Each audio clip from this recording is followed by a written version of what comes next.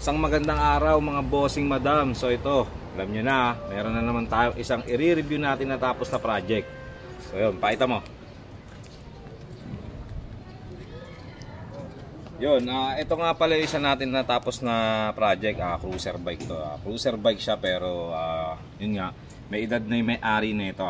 So yun, parang tatay ko na rin yun, tatay na rin natin. So ito, isa natin dito sa manubela, no? Kinabit natin ang manubela is moonbar.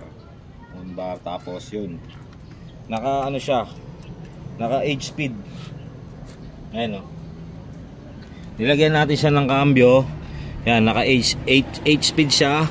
Tapos ito rin yung harap niya. So yun, conversion to conversion, 1 piece to 2 piece ginawa natin siyang conversion. Tapos yun, naka side stand. Tapos ito naman yung harap. Yun, naka monarch fork siya, naka monarch. Ayun, kita nyo, dalawa spring. Tapos itong harap, yun, mapapansin nyo may hub din siya, di ba? Ginamit natin dito na rim ay 55. So yun, pakita mo to. Ito. Yan, naka disc brake din siya. Meron siyang disc brake, hydraulic yan mga tol. So mapapansin nyo na may kable ngayon siya kasi nga, yun ang gusto ng customer.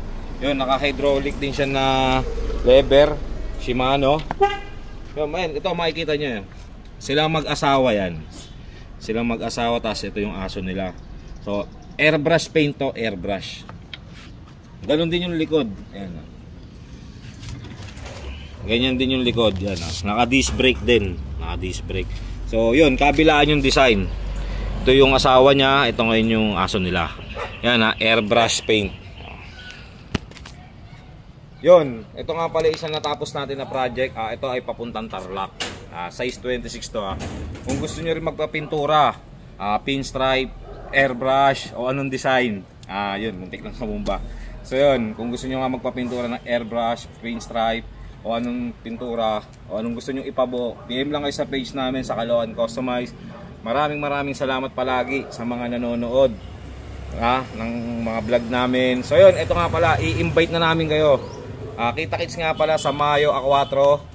Meron kaming isinasagawang bike show. So yun, third bike show ng Caloocan Customized. Antay lang kayo sa poster, ipopost natin yan. Yun nga, May 4, 2025.